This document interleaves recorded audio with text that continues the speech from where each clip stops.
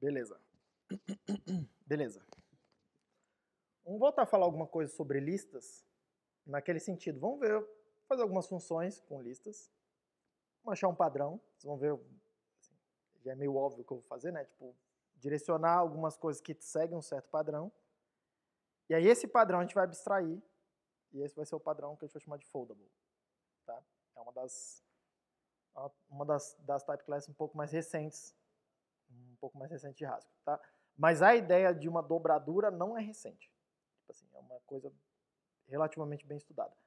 E aí, eu tô com um pequeno probleminha que é, eu acabei de descobrir que tem um feriado na quinta agora. Né? Pois é. Então, na aula que vem, que seria na quinta, que eu ia mostrar para vocês vários teoremas que o pessoal chama de teorema de fusão. São teoremas de otimização de dobradura, envolvem dobraduras, etc. Tá? Aí eu não sei, eu vou precisar pensar para ver se dá tempo, porque eu ainda quero falar do traversable, né? Até o final da SP. Mas enfim, então, quinta-feira não tem aula, tá?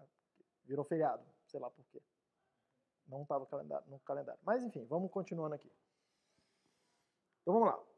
Vamos fazer algumas funções com listas, tá? Para a gente ver o que está acontecendo. A primeira função que eu quero fazer aqui chama concat. O concat, eu quero fazer uma função que pega uma lista de Azinho e converte para mim numa lista de Azinho. E aí a ideia é que ela vai pegar uma lista de listas, vai fletar tudo numa lista só. Tudo bem? Alguma coisa assim, né? Do tipo assim, uma lista que tem, sei lá, aí o segundo elemento da lista é a lista 2, 3, sei lá, 4, 5, 6. Eu quero que isso aqui vire uma lista só. 1, 2, 3, 4, 5, 6. Beleza? Até porque a gente viu que isso aqui é parte da implementação da mônada da lista, né? Tipo, ela depende dessa operação aqui para fazer valer o que tem que acontecer. Beleza? Então vamos lá. Lista. E aí eu quero observar um padrão, porque isso vai ter a ver depois com quando vocês forem usar o foldable, a ideia do foldable para outras estruturas. Tá? Como é que a lista é definida? A lista é definida alguma coisa assim. A lista em Haskell ela é primitiva, tá? Mas ela é como se fosse alguma coisa assim. Data, lista de Azinho, cujo sinônimo para isso é isso aqui, certo? Tá? Ele é. A lista ela pode ser duas coisas. Uma lista. Ela pode ser uma lista vazia, eu vou chamar aqui de new, e esse new aqui, na sintaxe do Haskell, é abre e fecha colchete, a lista vazia. Ou isso aqui pode ser uma coisa, um construtor que eu vou chamar de cons, de construtor mesmo, de construir, tá? Vem daí. Um construtor, cons, um dado azinho e uma outra lista de azinho. Ficou meio apertado aqui, tá? Mas a ideia é que a ideia para mim é que uma lista é sempre ou o elemento que está vazio, e eles em princípio servem para me dizer o final da lista. Ele serve como uma lista vazia, mas ele serve para indicar para mim quando é que terminou a lista também. Tá? Ou uma coisa, lembra naquela ideia, né? Que tem um dado azinho aqui, e ele aponta para um outro pedaço da lista. Tá? Que é essa ideia aqui de lista de azinho do lado de cá. Aí repare que ele pode apontar para um outro elemento aqui que é cons, que tem um outro azinho e aponta para outro lugar, ou ele pode apontar para a lista vazia. Vou desenhar assim, ó, a lista vazia. Beleza? Então essa é a ideia da lista. Tá? A lista em Haskell é uma lista ligada, uma lista simplesmente ligada, e é assim que a gente representa ela aqui. Beleza? E aí eu gostaria que vocês observassem um padrão, porque esse padrão é muito recorrente. Esse tipo aqui, primeiro, ele é um tipo recursivo. Eu faço referência. Para definir uma lista, eu preciso de uma lista. Eu tenho pelo menos um dos construtores que usa a própria estrutura. Tá? Que é essa ideia aqui, ó, de tem uma coisa que aponta para o resto da lista, vamos chamar assim. Tá? Se for uma árvore, eu posso pensar que é uma coisa que tem uma sub-árvore para cá, uma sub-árvore para cá. Por exemplo. Aí eu poderia pensar como construir árvore. Tranquilo? Nada mais é do que ter algum construtor desse aqui, que tem um dado aqui, carrega uma sub-árvore e uma sub-árvore para cá. Tree de Azinho e tree de Azinho. Tem mais campos, né? Nada mais é do que isso. Beleza. E ele tem um outro pattern, né? Um outro padrão que indica que é o padrão não recursivo, que é para eu conseguir parar essa recursão aqui na estrutura, né? Para eu conseguir chegar em algum momento, se eu quiser, e parar a estrutura, porque senão eu só tenho estruturas infinitas. Só tenho listas infinitas, só tenho árvores infinitas. Não é? Tá longe de ser o caso padrão a gente ficar tratando de estruturas infinitas. São úteis, mas não é, tá longe de ser o padrão. O padrão é a gente botar aqui os dados, bota numa estrutura. Né? Tem infinitos dados. Beleza? Então é bem comum a gente ter que olhar e falar assim, vamos fazer pattern matching, e aí eu preciso tratar o caso da lista vazia, e eu preciso tratar o caso onde eu tenho o x, que é o cons, que é o x é esse elemento aqui, o cons em Haskell representado assim, 2 pontos, e eu tenho uma outra lista xs. Todo mundo bem? Vocês vão ver que esse padrão fica repetindo. Então vamos lá. Se eu estou recebendo uma lista vazia e eu quero produzir uma lista fletada, uma lista flat, qual que é o resultado que tem que ser aqui? Hã? A lista vazia, né? Pronto. Eu recebi uma lista com vários elementos, entre aspas, vários, nenhum elemento, e eu produzi uma lista com os elementos fletados. Se não tem nenhum elemento, bota nenhum elemento lá dentro. Aí do lado de cá, eu tenho x, que é uma lista, xs, que é uma lista de listas. Olha o tipo aqui. Todo mundo bem? Então, vou repetir. X é do tipo que está aqui dentro, lista de azinho. XS é desse tipo todo, que é o resto da lista. Então, isso aqui é lista de azinho. Beleza? Então, é isso que eu tenho aqui. Aí eu quero produzir a lista flat, né? Só a lista de azinho. Vocês concordam comigo que eu posso pensar assim? Bota a primeira lista no começo da lista que eu estou construindo. Faz cons com concat xs. Fleta o resto da lista. E junta ela aqui no começo. Junto com essa primeira. Pegou, Lud? Não concordou?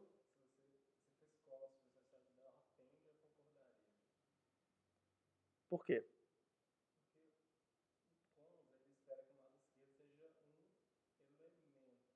Não, ele espera que seja uma lista do lado esquerdo. Ó, lista.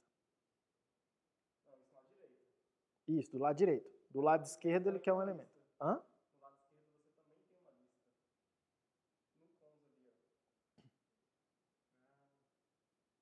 Não estou entendendo, peraí. O X, o tipo dele é lista de azinho. É isso mesmo? Eu estou falando besteira. Ah, tá, tá certo. Eu errei. Eu que errei. Apaga isso.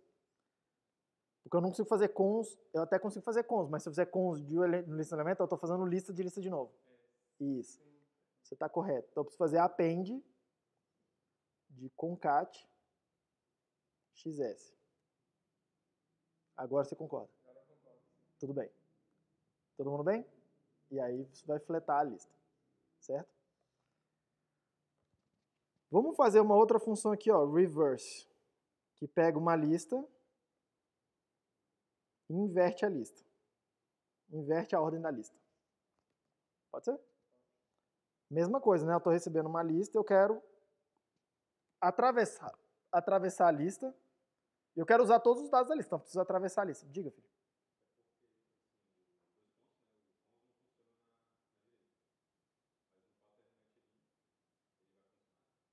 No pattern match aqui vai funcionar, porque eu estou recebendo lista de alguma coisa. Ó.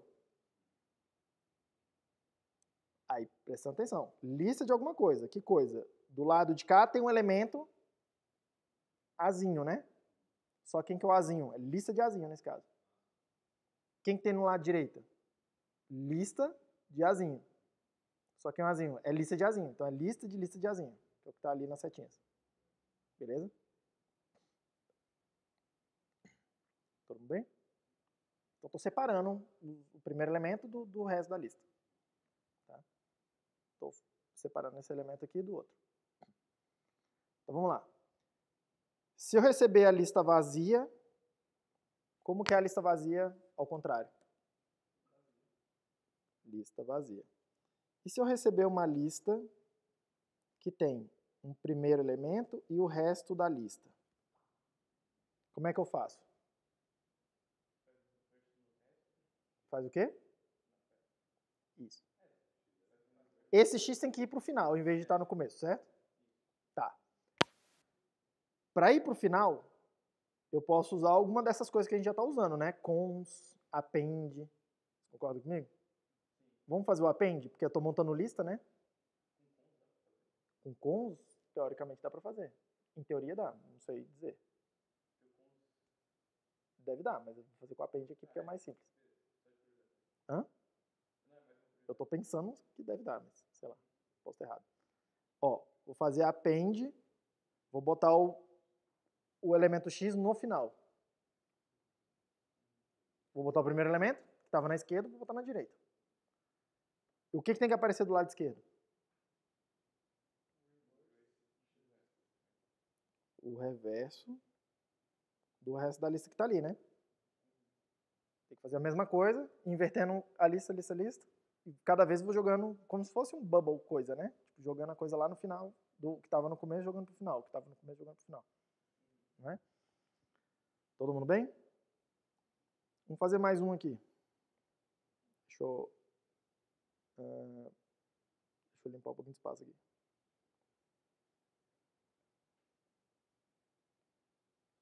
Vamos fazer mais uma. Vamos fazer uma função length que, dado uma lista de azinho, calcula para mim um int com o comprimento dessa lista. Quantos elementos tem nessa lista? Então vamos lá. Length da lista vazia é quanto? 0. Length de uma lista que tem x e o resto da lista é quanto? 1. Tem pelo menos um elemento, que é o x, mais o comprimento do resto da lista. Todo mundo bem? Todo mundo ok? Então, deixa eu... Primeira coisa que eu quero que vocês reparem. Padrões. É para vocês começarem a perceber padrões. E eu quero abrir padrões hoje com vocês. Primeira coisa. Vocês concordam comigo que esses três casos aqui tem duas equações. E em todas elas o que a gente fez foi pattern matching com os dois padrões da lista, certo? Do lado esquerdo de todas as equações é assim, né? Tá. Todas elas. Vocês concordam comigo que do lado direito, na primeira equação, no lado direito, o que apareceu? Um certo elemento do tipo que eu estou esperando no resultado, certo? Foi isso que aconteceu, né? Tá.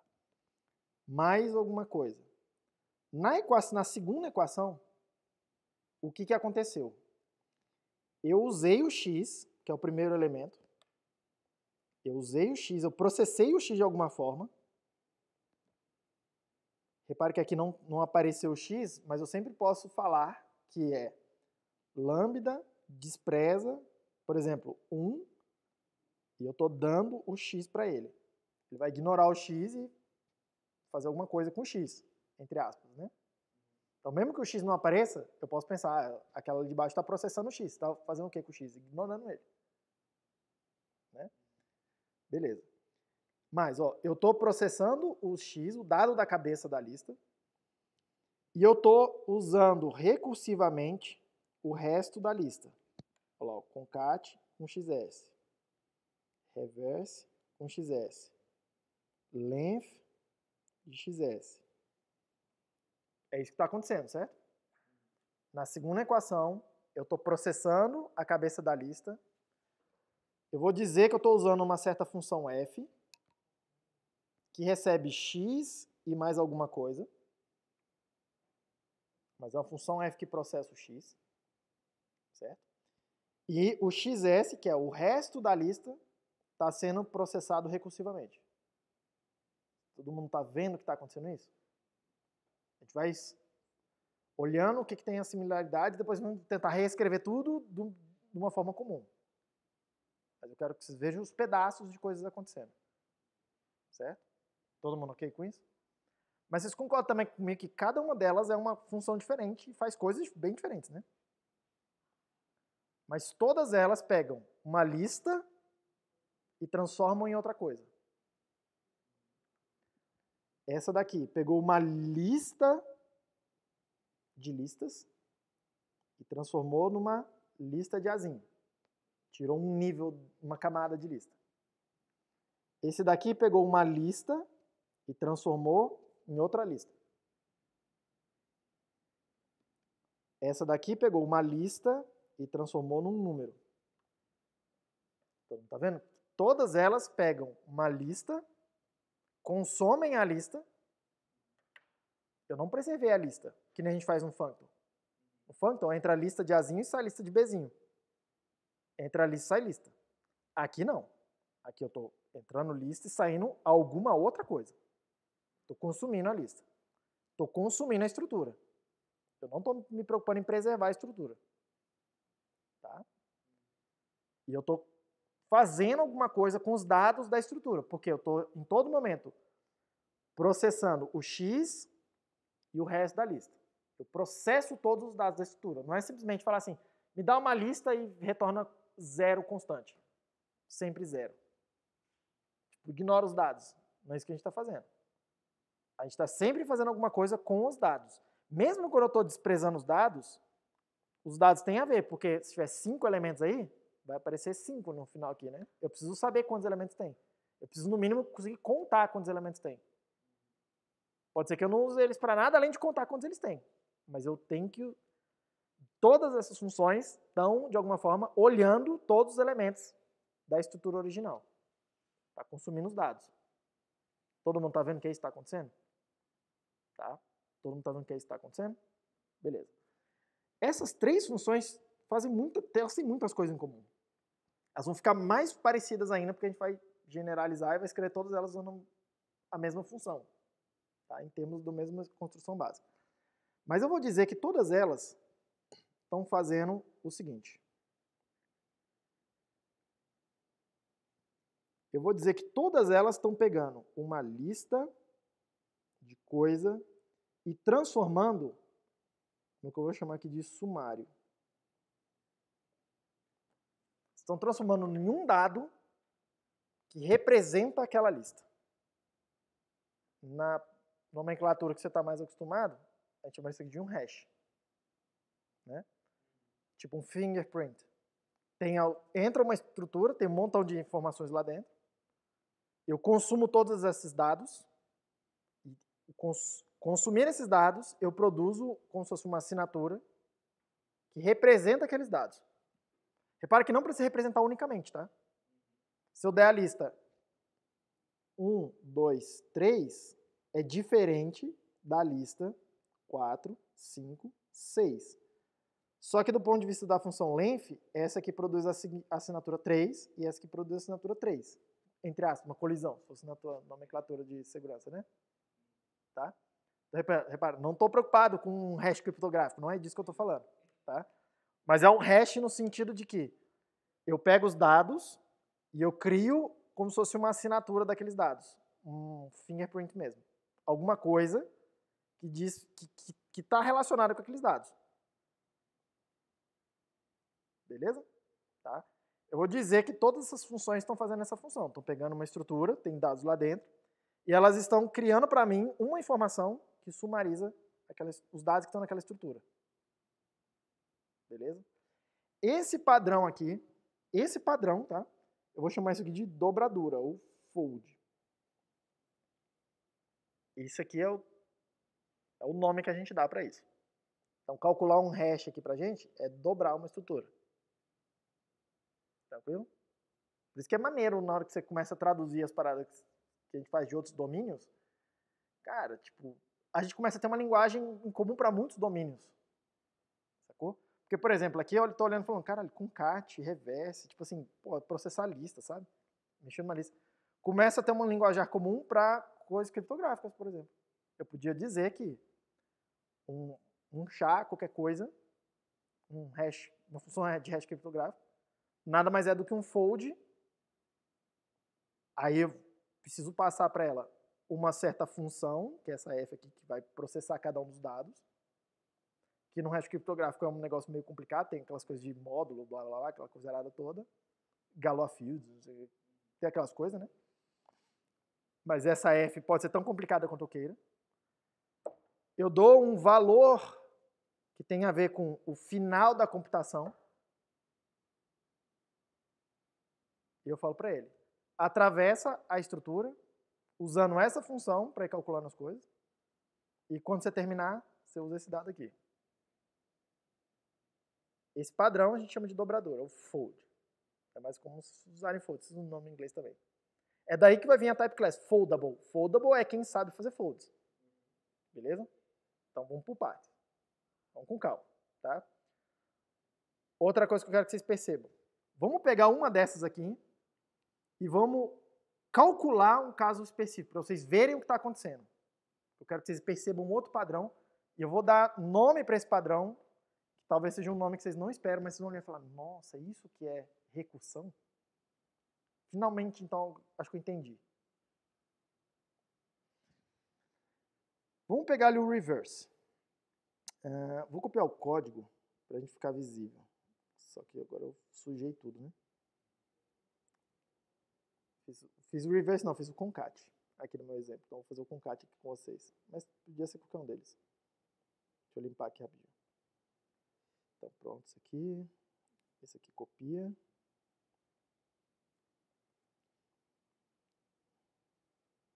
Cola isso aqui. Pronto. Então vamos calcular. E aí por calcular é ver como é que o interpretador interpretaria, o compilador compilaria, né? Ele precisa fazer esses passos aqui. Vamos fazer o que o computador faria, tá? Eu quero fazer concat. Vou fazer aqui. Concat da seguinte lista. 1, 2, 3, 4, 5, 6. A gente já sabe o que tem que ser, né? O resultado. O resultado tem que ser uma lista com 1, 2, 3, 4, 5, 6. Um nível só de lista. Mas eu quero que vocês reparem como que isso vai ser construído. Como que isso vai acontecer. O passo a passo. Então vamos lá. Concat, está vindo uma lista que tem um primeiro elemento e tem o resto da lista. Então eu vou usar a segunda equação do concat e vou substituir. Porque aqui é só substituição, né? A semântica. Então vai ficar lista de 1 mais o resultado que tiver do lado direito, que é concat com o resto da lista, que é lista 2, 3, lista 4, 5, 6. Concorda? Aí depois ele vai olhar e falar assim, ele vai tentar, a ideia do laziness aqui, a gente não entrou muito em detalhe, né? Mas lembra que teve alguma aula aí para trás que eu olhei e falei para você assim, tem basicamente duas estratégias de ordem de avaliação, que é de dentro para fora e de fora para dentro. O de dentro para fora é avaliar os argumentos primeiro e depois a função. Que é o que normalmente a gente faz, C, Java, todas as linguagens, basicamente elas são assim, elas são chamadas estritas, que quer dizer isso.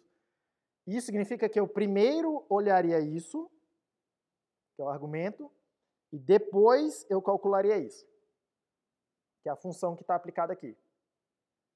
Beleza? Em Haskell, o Haskell é lazy. Lazy é o que eu chamo de, eu vou tentar aplicar, eu vou tentar calcular as coisas de fora para dentro. Eu vou primeiro tentar fazer essa daqui, que é a função mais externa, e depois, se for necessário, eu calculo os argumentos. Eu tento reduzir os argumentos para tentar andar para frente. Então vamos lá. Append. O append, eu preciso de uma lista do lado esquerdo, uma lista do lado direito. Só que eu não tenho ainda uma lista do lado direito, vocês concordam comigo? O argumento do lado esquerdo está pronto.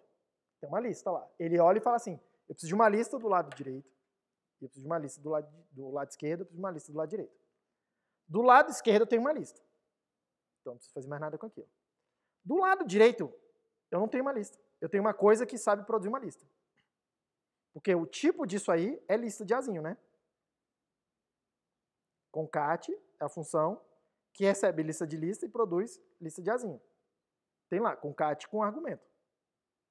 Então, o tipo dessa expressão é lista de azinho. Ele olha e fala, não, isso aqui é uma expressão válida. Mas eu não sei quanto que é, para poder concatenar com o que está na esquerda. Então, eu preciso avaliar o que está ali dentro. Preciso tentar dar um step ali dentro de avaliação para poder ver se aquilo lá vira lista, se já tem uma informação suficiente para fazer aquele append ali, que eu marquei com 1. Tudo bem? Então, para progredir, ele vai olhar e falar assim, vamos avaliar o que tem dentro do parêntese. Então, vai ficar assim, ó, lista de 1, mais, tem dentro do parêntese.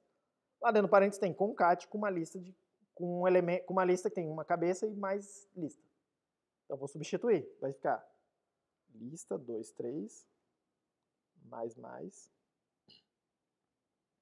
concat de lista 4, 5, 6. Certo? Beleza? Aí eu tô com o mesmo problema. Esse append tá vendo do lado direito uma coisa que ainda não é uma lista. Ele sabe qual é o tipo, ele sabe que é um tipo lista, mas ele não tem a lista ainda para poder produzir. Esse aqui tá vendo a lista do lado esquerdo, mas do lado direito ele não tá vendo a lista ainda. Ele só sabe que vai virar uma lista no final, mas ele não tá vendo a lista ainda. Então eu preciso andar com o concat de novo. Então, o próximo passo de avaliação será esse 1 vai ficar aí, já estava lá. Esse 2, 3 vai ficar aí, já estava lá. Concat, uma lista que tem um elemento e o resto da lista. Toda hora que você vê uma lista de um elemento, isso aqui é sinônimo de x cons lista vazia. Então, segunda equação do concat. Isso aqui é 4, 5, 6, mais, concat de lista vazia, que é o que sobrou, né? Mesma conversa. O primeiro o append da esquerda não está vendo uma lista direita ainda. O segundo append também não. O terceiro append também não. A única coisa que eu posso fazer é abrir o concat de novo. Então, vamos lá. 1, mais. Isso parece uma besteira, tá? Ficar fazendo esse passo a passo, é lento, não sei o quê. E repare que eu gosto de fazer na mão aqui, que é para ser lento de propósito, tá? Ser lento de propósito. Para não rushar. Tranquilo? Então, vamos por partes. Pra vocês entenderem bem o que está acontecendo. Concat de lista vazia é lista vazia, né? 1, 2, 3. Beleza? Aí eu olho e falo assim, nossa, esse cara não sabe o que fazer ainda. Esse cara não sabe o que fazer ainda. Mas esse resultado aqui eu sei fazer, né? Porque eu tenho um append, de um lado esquerdo tem uma lista, do outro lado direito tem uma lista, tá pronta já. Opa, então posso ir lá e reduzir esse pedaço aí. Então isso aqui será 1, append com 2, 3, append com 4, 5, 6. Mesma coisa, o que está dentro do parênteses eu sei fazer. 1, mais, lista de 2, 3, 4, 5, 6. E o último append agora eu sei fazer. Você vai dar uma lista de 1, 3, 4, 5, 6. E aí agora não tem mais nada para fazer, acabou, esse é o resultado. que é o que a gente gostaria que fosse, né? Tranquilo? O que eu quero que vocês percebam? Que tem duas fases de coisas acontecendo. Tem uma primeira fase que a expressão foi ficando maior. Foi aparecendo mais computação intermediária que tem que ser resolvida. O que eu quero dizer com isso? Daqui para cá, apareceu uma função mais para eu resolver. Um append para eu resolver. Que não tinha antes. Daqui para cá, apareceram esse que já estava, mais um. Daqui para cá, 1, 2, 3 funções intermediárias para eu ter que calcular. Eu só estou pendurando, né? Deixando para depois. Todo mundo tá vendo? É aquela mesma problema, tá? De, ai caramba, estou fazendo um monte de coisa recursiva que eu tenho que ir botando numa pilha e blá blá blá, e acumulando essa coisa numa pilha e depois eu, entre aspas, de alguma hora eu vou tentar desfazer. Tá? Que vocês foram aprendendo em C, sei lá, que é isso que acontece em C quando você faz coisa recursiva, né? E aí, em algum momento, eu comecei a fazer um processo de redução. Eu vou chamar aqui de compressão, tá? Tem um primeiro processo aqui de expansão. Em algum momento, que momento? Quando eu terminei de atravessar a estrutura, porque não só eu fui acumulando coisas, como eu fui andando na estrutura. Ó, o primeiro elemento está aqui, o segundo elemento está aqui, o terceiro elemento está aqui, o último elemento está aqui. Eu percorri toda a estrutura. Eu inspecionei todos os elementos da estrutura original, enquanto eu estava fazendo essa etapa de expansão. Na hora que eu cheguei no último elemento, aí eu comecei a fazer essa etapa de, que eu vou chamar aqui de compressão. Porque agora eu tenho os dados e eu posso ir... Aquelas computações intermediárias ali que eu fui marcando de vermelho, eu posso ir resolvendo elas. Todo mundo bem? Beleza. Então vou chamar isso aqui de expansão, vou chamar isso aqui de compressão. Certo? Isso aqui, esse padrão, tá? Esse padrão aqui, eu vou chamar de dobradura à direita. Fold right. Por quê? Eu vou dar outro nome para ele, mas o primeiro nome que eu vou dar é fold right. Por quê? Olha os parênteses. Olha os parênteses. Reparem que os parênteses foram se acumulando à direita, certo? Olha lá, ó. Bum, bum, bum. A coisa foi associando à direita. À medida que eu fui construindo a computação grande aí, que eu tenho que ir abrindo, tenho que ir expandindo, foi acumulando um monte de parênteses, que define a ordem com que isso tem que acontecer. E esses parênteses ficaram todos associados à direita. Tá vendo? O parênteses mais interno está à direita. Se fosse associação à esquerda, estaria mais à esquerda. Que a gente vai querer fazer já, em algum momento aqui. Fazer um outro que faz pela esquerda e não pela direita. Tá? Mas olha só, é isso que está acontecendo. Tá? Então esse fold right, ele é associativo à direita. Ele vai associando os parênteses, tem a ver com a ordem que as coisas vão acontecer. E isso tem a ver com uma ordem que vem da direita para a esquerda. Tudo bem? No caso da lista, o que significa vir da direita para a esquerda? Significa andar toda a lista para chegar no lado direito da lista, que é o final, e depois voltar. Então, repare, eu preciso ir toda a lista e depois voltar toda a lista. Entre as, voltar toda a lista.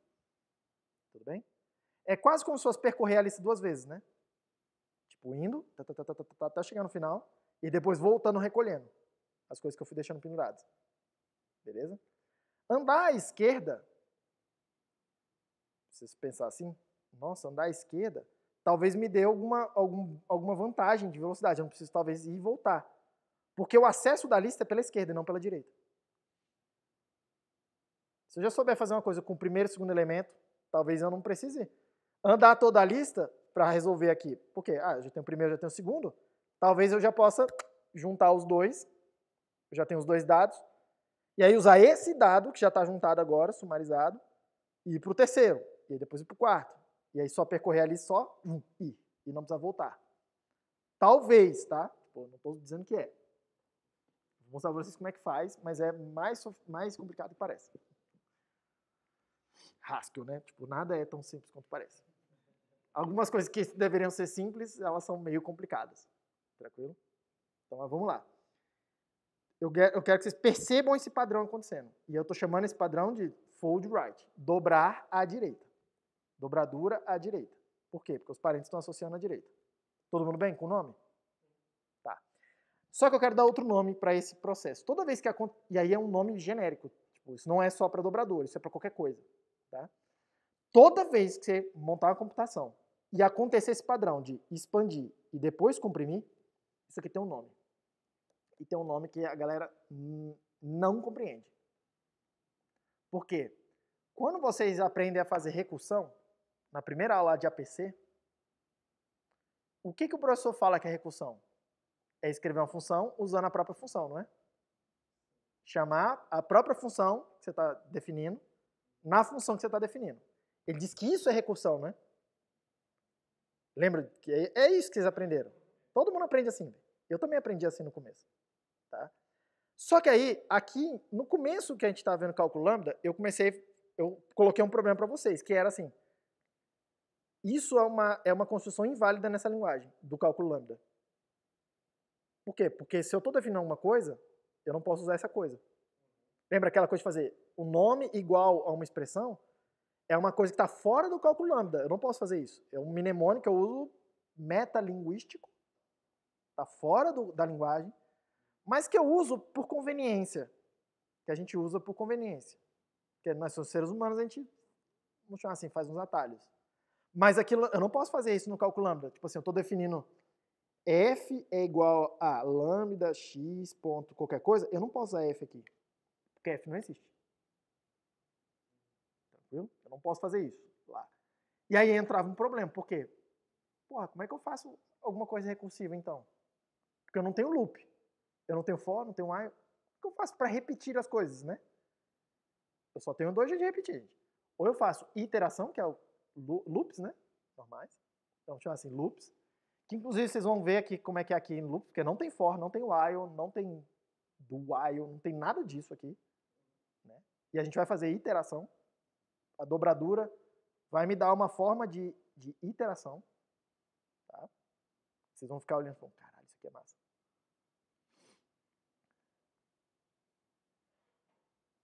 Ou eu faço alguma coisa recursiva, porque recursão também serve para eu ficar repetindo alguma coisa, né? Tá. Como é que a gente resolveu isso aqui no cálculo lambda? A gente criou uma função que calculava o ponto fixo, e eu mostrei para vocês que essa ideia do ponto fixo estava ligado com a ideia de repetir, né? Porque o que era o ponto fixo? Era um ponto x que, aplicado a uma função f, resulta no próprio x. É o ponto que não se move. É o ponto imóvel, é o ponto fixo com relação àquela transformação que a f representa. Tranquilo? Agora, isso aqui quer dizer o seguinte, tá? Opa, se f de x é x, quer dizer que isso aqui é x. E quer dizer que f de x é x. E quer dizer que, então, isso aqui, ó, f de x é x. E aí quer dizer que f de x também é x. E assim por diante. Então quer dizer que eu posso ficar repetindo a f e eu não saio do lugar. Certo? Aí, vocês estão vendo aí. O ponto fixo tem essa propriedade. Eu posso usar f quantas vezes eu quiser nele e ele não sai do lugar. E aí parece meio bobo, porque você fala assim, tá, professor, mas como é que você vai repetir com isso? Aí foi uma sacada, que não é minha sacada, mas sacada de gente genial, que olhou e falou assim, será que tem como eu escrever uma função h que recebe uma função f e produz para mim um x tal que... Como é que eu escrevo tal que? Digo, tal que f de x igual a x, tal que o x é o ponto fixo da f. Aí foi o lance. Foi a gente procurar essa função h. Uma função h que eu dou para ela uma função, ela calcula para mim o ponto fixo daquela função. E em calculando é tudo funções, né? E aí eu mostrei para vocês uma possibilidade, que era o y combinator, né? O y. Que pega uma função e produz uma nova função, que é o ponto fixo da função f. beleza? E aí a gente usou isso como artefato, e eu mostrei para vocês, para poder embutir ou emular essa ideia de recursão dentro de uma linguagem que não tem um mecanismo primitivo de recursão.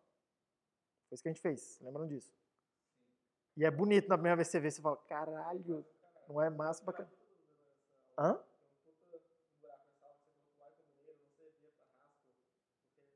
Ele tem problema de typing, ele tem problema de typing, você não consegue dizer ele diretamente. Você consegue, tem uma função lá que chama coerce, que você consegue trocar o tipo de uma coisa, tá? Só que esse coerce, normalmente a gente fala assim, isso aqui não existe para vocês. No caso do Y Combinator, dá para usar o coerce de maneira safe. Tipo, só para arrumar os tipos e você, do lado de fora, você tem que falar assim, caralho, eu não tô fazendo merda. Você, programador, tem que meio que provar que não tá fazendo merda. Sacou? Porque o compilador, na hora que você pode trocar um tipo pro outro na tora, ele perde a capacidade de provar coisas para você. Né? Aí você, do lado de fora, tem que garantir que seu programa não quebra. Você não tem mais Você tirou a rodinha na bicicleta. Você tirou o trilho do trem. Aí você agora, meu amigo, você tem que dirigir direito. Certo? Quando você tem esses poderes. Tá? Mas com coerce dá para fazer o Y Combinator tipar. E ele funciona, inclusive. Procure na internet aí, Y Combinator Haskell. Vocês vão ver como é que faz. Não é difícil. Não. A recursão é uma coisa primitiva em Haskell mesmo. Não é assim. Mas assim é o mecanismo teórico que é pra gente compreender. Que é pra eu dar um... Porque qual era o meu objetivo lá? Não era mostrar como é que é implementado em Haskell. Como é que Haskell implementa de fato. Não é isso. O meu objetivo ali naquele começo é colocar vocês num estado mental de pensar que eu não preciso de que a recursão seja uma coisa primitiva. Eu consigo construir a recursão a partir de funções. Entendeu? É colocar vocês realmente botar no mindset de eu só tenho funções, é só o que eu tenho, eu não tenho mais nada, eu não tenho nem dados. Lembra disso? Eu não tenho nem dados. Eu só tenho funções, eu preciso pegar uma função e falar assim, isso aqui eu vou dar um nome para ela, falso. Eu vou dizer true. E aí a função vira um dado. Eu não tenho nem dados, eu só tenho funções. Para fazer tudo. É botar vocês nesse mindset e estressar esse mindset. Não porque é implementado assim, não porque é assim que você vai ficar, caralho, eu só vou fazer, preciso do Y Combinator aqui para expressar minha parada. Não, calma, não é isso no final. Mas é para puxar vocês muito para lá, para na hora que vocês voltarem, porque tá ligado que rola um efeito elástico, assim, quando alguém puxa a gente para algum lugar, intelectualmente, tem uma resistência. A gente tem uma resistência mental. Então, se eu puxo vocês para um lugar, vai ter uma resistência. Só que tem um limite de elasticidade a partir do qual eu consigo puxar e aí vocês não voltam para o mesmo lugar que vocês estavam antes.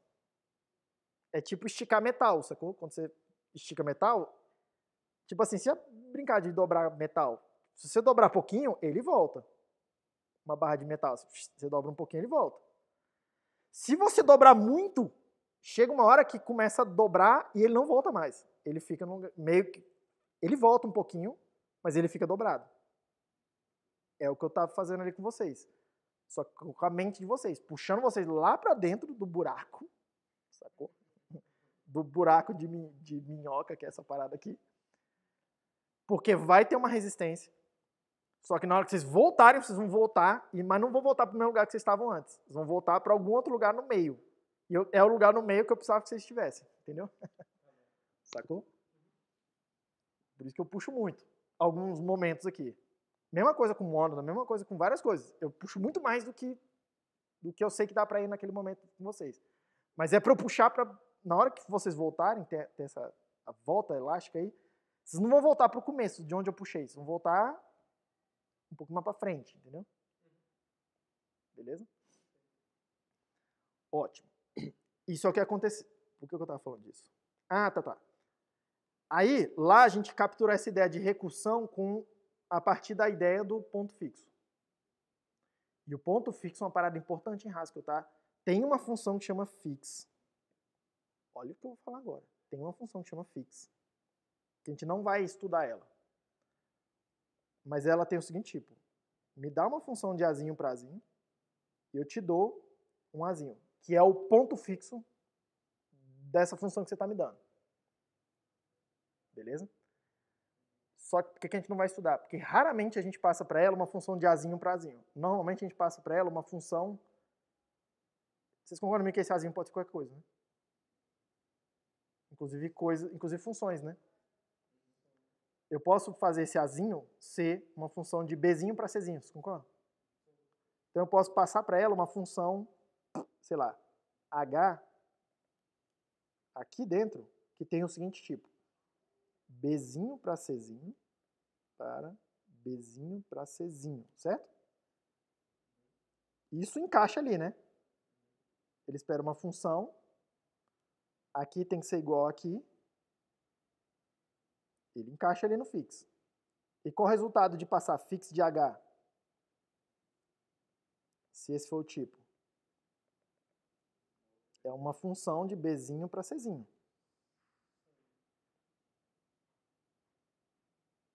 E isso aqui é altamente útil, porque isso aqui me permite fazer essas piadas de recursão também de um jeito bem elegante, inclusive. E para quem está, inclusive, aproveitando aqui, fazendo um pouco de propaganda do trabalho do Eduardo, vocês concordam comigo que isso aqui é uma função que não lida com estrutura, né? Que a gente chamou de pura. Na hora que a gente lidou com várias álgebras, a gente lidou com funções que lidam com estrutura, né? O functor, o aplicativo. O aplicativo lida com funções que são f de Azinho para Azinho, ou para Bzinho, tanto faz aí. E a mônada, com funções que são de A para M de Azinho, certo? Tem a ver com estrutura. Tem uma outra função interessantíssima, que chama mfix, que tem o tipo. Me dá uma função de Azinho para M de Azinho e eu te dou uma mônada, um M de Azinho. É o que eu chamo de ponto fixo monádico. Tá? O Eduardo usa isso aqui lá no trabalho dele para simplificar a linguagem que ele está fazendo. Sintaticamente a linguagem que ele está fazendo. O mfix dá para a gente a semântica da coisa. Beleza? É bem maneiro. Bem maneiro. É bem pouco utilizado isso aqui. É bem obscuro. Mas é bem maneiro. Bem maneiro mesmo. Pouca gente entende essa parada. Mas é um parêntese aqui. Isso aqui é o que a gente chamou de... Isso aqui deu pra gente então a noção de recursão, né? Recursão, então, pra gente tem a ver com ponto fixo. Não estou dizendo que é o ponto fixo, mas estou dizendo que está intimamente ligado com a noção do ponto fixo. Isso aqui que a gente está vendo agora, eu vou dar um nome para ela. Eu vou chamar esse processo de expandir e comprimir, tá? De processo recursivo. Isso aqui é uma função recursiva. Não tem nada a ver com chamar ela mesma. Não tem nada a ver com chamar, usar a função na definição da própria função. Não tem nada a ver com isso. O que é uma função recursiva? A função recursiva é uma função que, durante a avaliação, ela expande e depois ela comprime, do jeito que está aqui. Se acontecer isso, não interessa se tem um laço que faz isso, um for, se pegar em C, fizer for alguma coisa, e esse alguma coisa está expandindo para depois comprimir, aquilo lá não é iterativo, aquilo lá é recursivo. Mesmo que você não está chamando a função nela mesma. É mais comum a gente ver esse padrão acontecendo pelo fato de a gente chamar a função, usar a função dentro dela mesma, né, entre aspas. Tá? Que gera esse efeito. Mas repare, uma coisa é uma coisa. É aquela diferença entre o que é o sintoma e o que é a doença. Febre não é doença. Febre é sintoma de alguma doença. E tem várias doenças diferentes que dão febre, né? Entendeu? É a mesma coisa de falar, tô doente, o que você tem? Febre. Porra, mas isso não é a doença. Tá com infecção? Tá com, sei lá, entendeu? Tá com uma inflamação? O que é? o que que é? O que que é recursão? Recursão é esse processo aqui.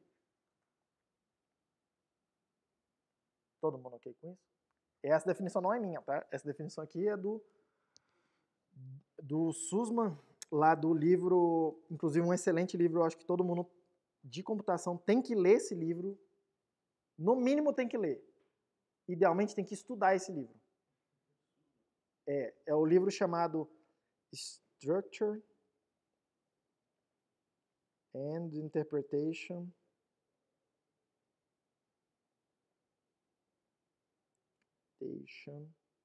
of Computer Programs. Na internet você procura por SICP. As iniciais aí do título do livro, SICP. É um livro dos anos 80. Talvez o melhor livro talvez um dos livros mais importantes já escritos sobre programação. Um livro dos anos 80 e eu continuo repetindo. Esse livro precisa ser lido por todo mundo de computação. Se você não leu esse livro, você não manja. Se você não leu esse livro, você não estudou computação. Simples assim. Simples assim, tá? Idealmente você precisa estudar esse livro, mas se você lê ele e for extraindo ideias, você vai pegar muita coisa. Ele é um livro, em princípio, sobre... Repare, ele não é um livro de programação funcional, olha lá. É estrutura e interpretação de programas de computador. Só que ele tem uma abordagem altamente funcional. Altamente funcional. Inclusive a linguagem que ele usa lá é uma linguagem que chama Scheme. Que é um Lisp, né? É uma linguagem funcional. Hã? Era meio que para ser... O JavaScript era para ser um flavor de Scheme. Por um acidente de mercado não foi. Uma pena. Eu acho uma pena. Mas tudo bem. Você tá ligado que, tipo assim, quando você olha a história mesmo, o cara que fez escreveu JavaScript, sempre esqueço o nome dele, é o cara que, ele escreveu um Lisp, né? Ele fez um Lisp importante. E aí foi contratado lá na Netscape e tal, chegaram para ele e falaram, cara, tem que fazer rápido. Aí quando você quer implementar uma linguagem rápida, o que você faz é alguma variante de Scheme. Isso assim, consenso. Você quer fazer uma linguagem e fazer rápido, você faz uma linguagem, alguma variante de Scheme, porque é uma linguagem muito simples, é altamente poderosa, e tu resolve a parada. É bem elegante, tipo, funcionar, fazer a parada toda que você precisa, bota umas primitivas aí de I/O que você precisar, beleza, resolve o seu problema, sacou? Aí foi isso que ele fez. Fez um Scheme para rodar dentro do Netscape, que ia ser a linguagem de scripting, né? O que a gente chama de JavaScript. Só que na época, isso começa nos anos 90, o Java estava pegando muita tração. E a ideia é que a galera queria alguma coisa mais parecida com o Java, sintaticamente. Aí viraram para ele e falaram, cara, a gente quer atrair esse público aqui, programador Java. Faz a sintaxe ficar mais parecida com o Java. Aí virou JavaScript.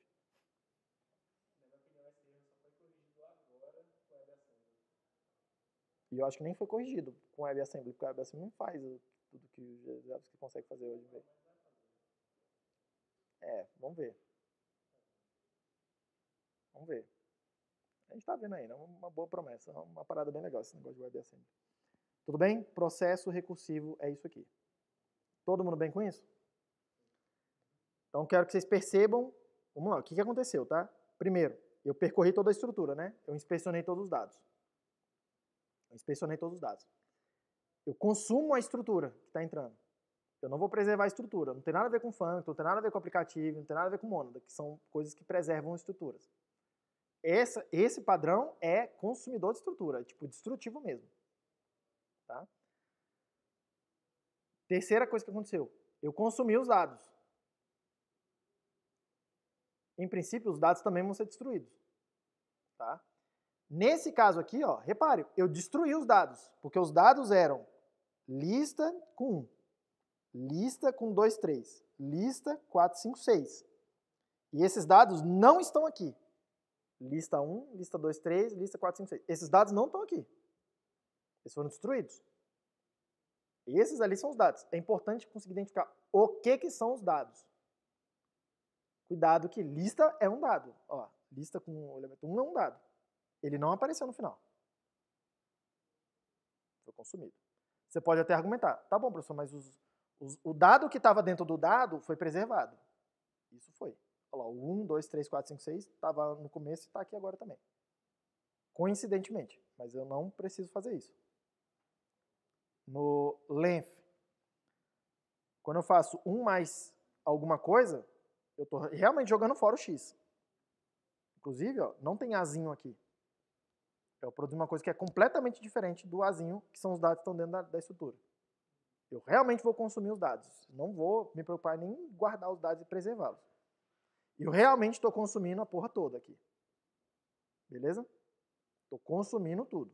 Agora, consumir alguma coisa não quer dizer que eu preciso jogar lá fora. Eu posso usar isso para botar em outro lugar. Que eu vou mostrar para vocês que a gente pode fazer. E 4.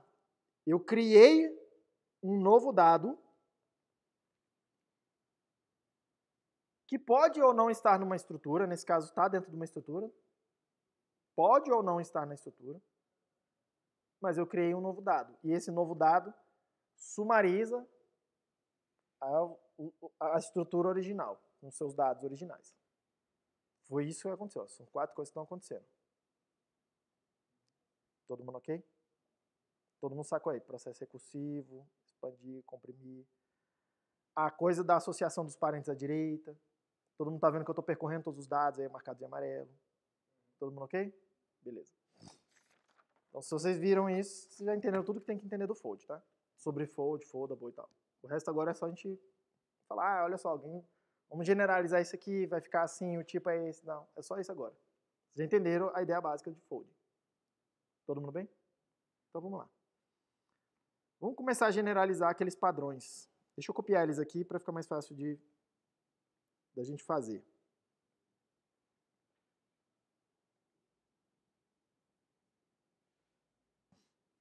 Beleza. Quero copiar esses 3 aqui.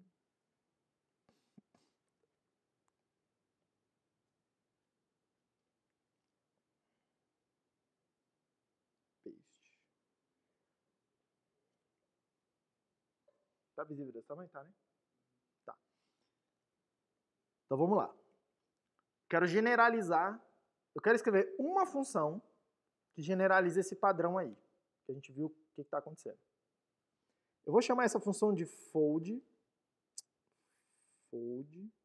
R, porque eu acabei de mostrar para vocês, é o que eu tentei mostrar para vocês aqui no caso particular, que a gente está associando aqueles parênteses à direita à medida que a gente vai calculando, que a gente vai percorrendo a estrutura. Beleza? Então eu vou chamar isso aqui de fold à direita, fold R. Eu preciso tipar ele, eu não sei ainda os tipos. Vamos escrever a função e depois a gente tipa ele. Tem 2 padrões, né? Lista vazia e lista de x com xs. Então, tá vendo? Então, isso vai entrar de alguma forma. Vamos lá, ó. Vai ser assim, ó, fold R. Vai ter 2 equações. Uma delas tem a ver com lista vazia, uma delas tem a ver com x e xs. Essa informação tem que entrar aí. Beleza? E, de alguma forma, o tipo tem que ter tipo de lista de azinho, virando alguma outra coisa. Porque está entrando, né? Vamos ver o que mais vai entrar, porque eu vou pegar coisas ali e vou generalizar. Olha só, repetindo. Vocês concordam comigo aqui? Para o caso da lista vazia, tem um certo elemento que eu uso para falar assim, se chegar a lista vazia, eu uso esse elemento aqui. Pode ser? Então eu vou abstrair essa coisa e vou botar para fora como um argumento. Porque aí eu posso passar qualquer coisa. Posso passar a lista vazia, posso passar 0, posso passar qualquer coisa. A coisa que seja conveniente, lógico, mas qualquer coisa. Então, vou passar aqui num argumento um e, que eu vou chamar de elemento. Tranquilo? Então, claramente vai estar entrando alguma coisa aqui que eu ainda não sei o que é. Eu não sei o tipo do e, mas eu vou olhar ali, tá? A gente vai olhar. Outra coisa. Eu preciso de passar para ele uma função que processa o x e o xs. Estão vendo aqui? Então, eu preciso passar uma função que processa o x e o xs. processa o x e o xs. Processa o x, que jogou fora aqui nesse caso, e o xs. Então, vou passar para ele uma função f, para eu poder passar do lado de fora meio que, entre aspas, qualquer função. Só que esse qualquer função precisa processar duas coisas. Precisa ter duas entradas. Então, isso aqui vai ser alguma coisa assim, né? Deixa eu mover aqui que ficou apertado. Vai ser alguma coisa assim, ó. Alguma coisa que eu não sei o que é. Alguma coisa que eu não sei o que é, o retorno da função. Alguma coisa que eu não sei o que é o tipo do E. A lista de Azinho. E alguma coisa que eu não sei o que é. É o resultado final. Todo mundo bem? Beleza. Nesse caso aqui, quando chegar a lista vazia, o que é para eu fazer? Substituir pelo E. Simples assim. No outro caso lá, no caso de baixo, o que é para eu fazer? É para eu usar a função f, processar o x e processar o xs. Mas presta atenção por quê? O xs é sempre usando a chamada recursiva, vocês estão vendo? Olha lá, concat xs, reverse de xs, length de xs. Então não é para eu fazer f de x e xs. Não é isso que eu quero fazer. Eu quero aqui botar o caso recursivo no xs. Quem é meu caso recursivo? É fold r, né? Tá? Então a segunda coisa que ele vai processar essa função f é fold r, beleza? Aí eu preciso passar para o fold r uma função que eu ainda não sei exatamente o tipo, um elemento que eu não sei exatamente o tipo ainda, e uma lista de Azinho. A lista de Azinho é o xs, vou passar ali. Só que eu preciso da função e do e. Qual é a função que eu posso passar ali? A própria f, que é a única que eu tenho, né? É a única função que eu tenho nesse contexto que encaixa aqui é a f. Lembra que eu só posso usar o que está chegando nas entradas, eu não posso usar nada de fora. Função pura.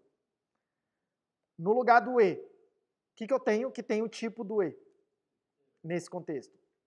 E é a única coisa que eu tenho. É a única coisa que eu posso usar.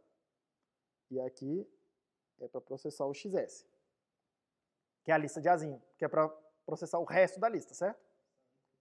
Pronto, essa é a definição do fold R. Agora vamos tipar. Vamos tipar. Vocês concordam comigo que se a lista é lista de Azinho, o tipo do x é Azinho, certo? Isso quer dizer que o tipo do x aqui é Azinho. Isso quer dizer que o primeiro argumento da função f é do tipo Azinho. Tem que ser, né? Senão as coisas não batem. Beleza. Vocês concordam comigo que esse e, em princípio, não tem nada a ver com o Azinho, né? Olha lá, volta, olha do lado esquerdo. O e aqui é lista de alguma coisa. Que não é necessariamente lista de Azinho, mas... Aqui é int, que não tem nada a ver com Azinho. Então, vocês concordam comigo que faz sentido eu chamar esse e, dizer que o tipo dele é b, né? É um outro tipo qualquer aí. Certo? Beleza. Se o e tem tipo b, o e é resultado da operação, num dos casos. Todos os casos tem que dar o mesmo tipo na saída. Então, você concorda comigo que a saída, que é o resultado, tem que ser do tipo B, né? O E tem que ser do tipo B. A gente está dizendo que é do tipo B. A gente está assumindo que é do tipo B, para ter bastante generalidade. Certo? Todo mundo ok? Então, vamos lá. O que mais que eu sei? Minha pergunta é, qual é o tipo disso, que é o segundo argumento da função f? B? Por quê? Porque fold R tem aquele tipo todo que está ali em cima, que não está completo. Mas eu estou dando para ele a f, uma f apropriada, que eu ainda não sei qual é, mas eu sei que vai encaixar, o e e a lista que ela precisa. Eu estou dando tudo daqui para lá. Ó. Qual é o resultado? B. Então, isso aqui tudo tem tipo B, certo? Ou seja, isso aqui, esse cara aqui tem que ter tipo B. Esse cara tem que ter tipo B. Que é o segundo argumento da F. E aí a pergunta é, isso aqui tudo tem que ter qual tipo? B. Porque na primeira equação o resultado é do tipo B. Na segunda equação o resultado também tem que ser do tipo B. Então isso aqui tudo tem que produzir um B. Ou seja, essa função f tem que produzir um B. Certo? Todo mundo sacou de onde vem os termos, né? O tipo é esse. Vocês param aqui comigo. Repara que eu podia muito bem ter escrito, ó, vamos fazer uma função fold R que tem essa entrada assim, tá, e pá. Mas, cara, é meio mágico fazer isso, né? Porque você fica meio... De onde que vai... Por que esse tipo? Eu não fiz com vocês. Falei, vamos fazer a função fold R. Eu quero que ela se comporte assim. Eu já sei como eu quero que ela se comporte. Vamos botar uma F para generalizar o que eu faço na segunda equação. Vamos botar um E para generalizar o que eu faço na primeira equação. Vamos montar a lógica dela. Tá aí. E vamos tipar. Esse é o tipo. Alguma dúvida? Não? Pergunta, então. Como que eu escrevo? Vamos lá.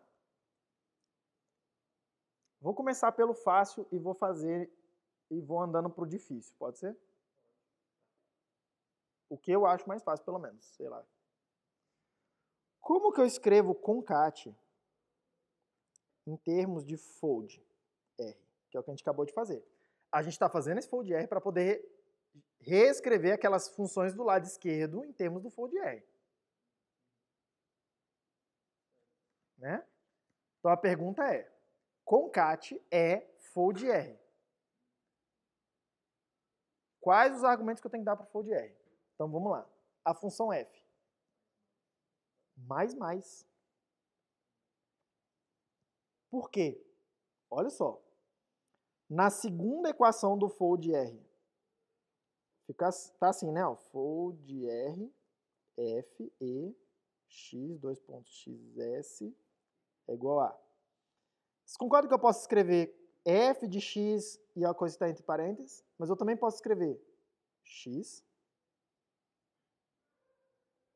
f, na forma infixa. E aqui alguma coisa que é fold rf e xs. Certo? Então vamos lá. O que tem aqui no meio? Ó? X, f, alguma coisa. O concat. Ou concat. O append. Então vou botar o append ali. Para o append entrar bem aqui, ó. Tá todo mundo vendo? Para o append entrar bem aqui. E o que eu boto no E? Lista vazia. Esse é fácil de ver, porque a lista vazia tem que entrar bem aqui, né? Nesse case aqui, ó. Certo?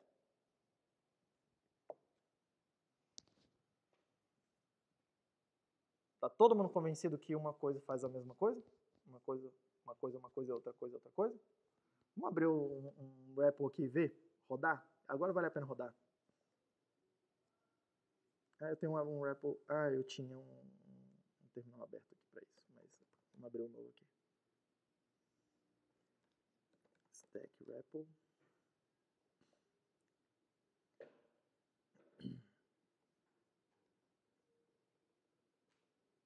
Tá bom esse tamanho? Vocês aí? Tá ótimo?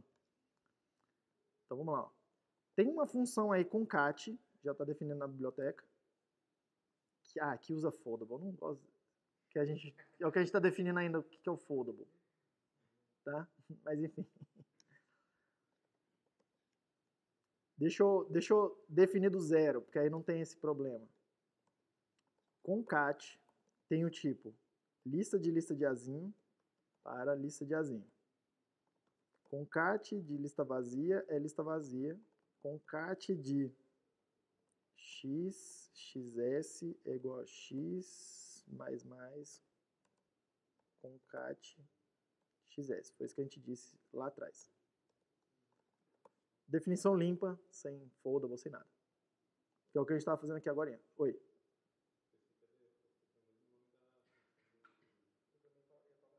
O REPL deixa meio que você sobrescrever a coisa, algumas coisas ele reclama, outras coisas não. Mas ele reclama se você tentar fazer isso carregando um arquivo. Mas se você escrever assim na mão, ele fica de boa.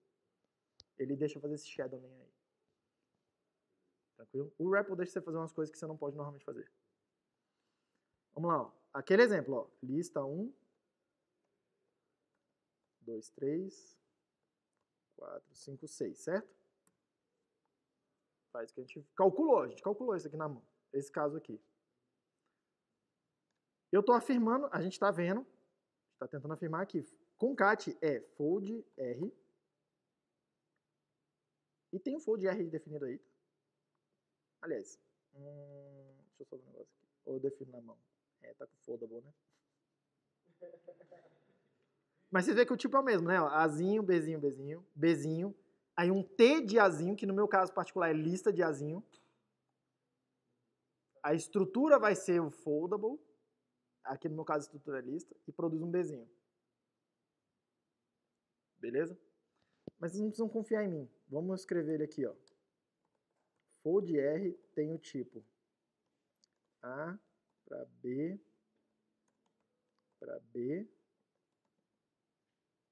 B, lista de Azinho, Bzinho,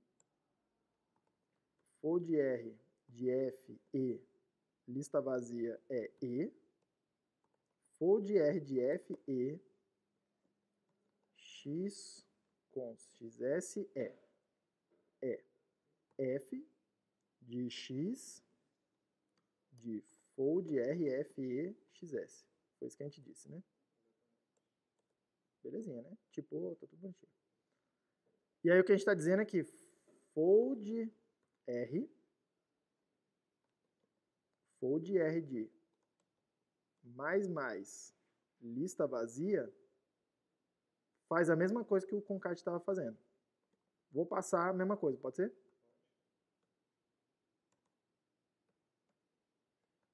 Isso não é uma prova, mas dá alguma evidência de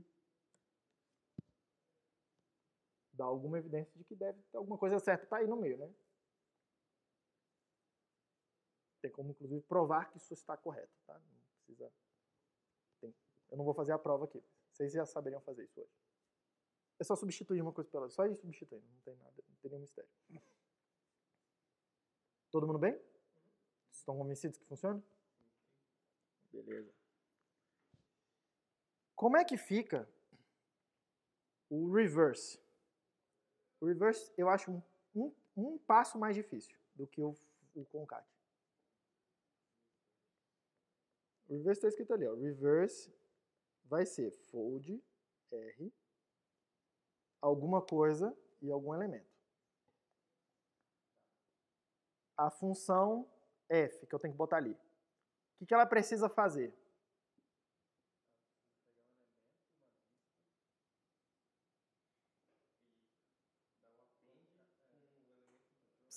Precisa pegar o x e botar dentro de uma lista.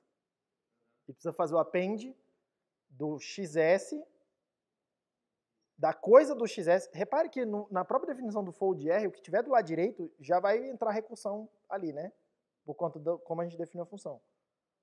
Então eu preciso pegar o x, botar numa lista, só com ele. Aí pegar isso aí, fazer append, botar essa coisa, essa lista só com x, do lado direito do append, e botar o argumento do lado direito, que vai vir a parte recursiva, do lado esquerdo do append. Você concorda comigo? É isso, né? Então vamos escrever isso. Então eu vou fazer um lambda, eu vou escrever assim, tá? X, xs, não porque vai vir uma lista de x ali no lado do xs, mas é a parte que processa o xs. Na minha cabeça eu penso assim, quando eu escrevo, eu sempre uso o mesmo padrão. Do lado esquerdo, o que eu preciso fazer com o x? Do lado direito, o que eu preciso fazer com o xs e já sabendo que ele vai cuidar da recursão para mim. Aí vamos lá. Então eu preciso fazer xs mais lista de x. Foi o que a gente acabou de falar que tem que acontecer, né? Certo? E aí eu preciso passar, qual o E que eu preciso passar? Lista vazia. Vamos ver se rola? Podemos rodar? Se convenceu? Se convenceu? Então vou definir aqui um reverse. Tem tipo lista de Azinho para lista de Azinho. Reverse é fold R barra x, xs, traço. xs mais lista só com x. Lista vazia. Foi isso que a gente falou, né? Certo? Tipo. Reverse, que é o reverse que eu acabei de definir. 1, 2, 3, 4, 5. Faz o que a gente vai querendo. Interessante, né? O length. O length é o que eu acho mais difícil.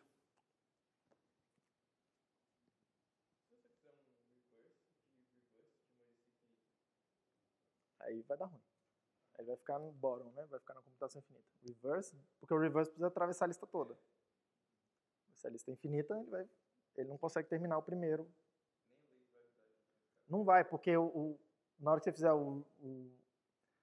porque o primeiro elemento do resultado é a última coisa da lista, só que essa lista não tem o último elemento. Então ele vai ficar andando na lista inteira sem parar até achar o último, só que o último ele não chega nunca. Então o laser não vai ajudar. O laser não vai ajudar nesse processo aí agora. Porque você está falando assim, mas o reverse de reverse é a própria lista. Não é isso que você está falando? Tá, mas o que você está falando é fazer isso, né? Isso, né?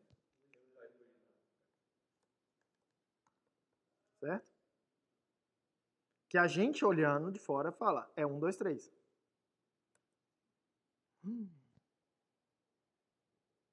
Ah, não, mas é de lista infinita. Ô, idiota, ô, idiota. Nossa, por um instante eu fiquei assim, funciona. Foi mal. Lista infinita, pode ser? Nossa, cara, que tolo. Aí, ficou lá. Tranquilo? Ih, agora travou. Ih. Aí, na hora que ele soltou. Agora eu perco as definições todas, né? Que zoado. Vamos lá, a gente escreve de novo. Tudo bem? Agora, nada te impede de, no GHC, você criar uma regra de reescrita de que quando ele encontrar reverse de alguma coisa, ele só copiar pela coisa. Isso dá pra fazer, isso é mais avançado. Mas você inclui uma regra de reescrita no teu código. Entendeu? Tipo uma macro.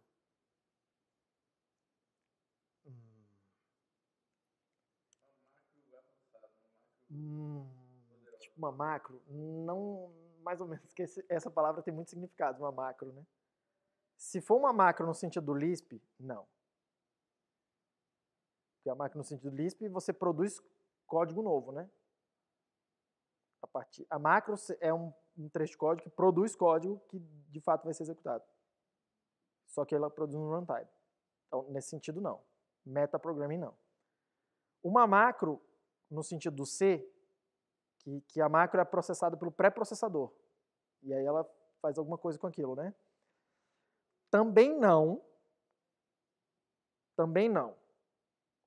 Porque o pré-processador do C, macro no sentido dele, permite você fazer muito mais coisa do que reescrever, do que só pegar um trecho e falar, eu vi isso, eu substituo por aquilo. Que é o define, né? O define sei lá, se define pi 3.14.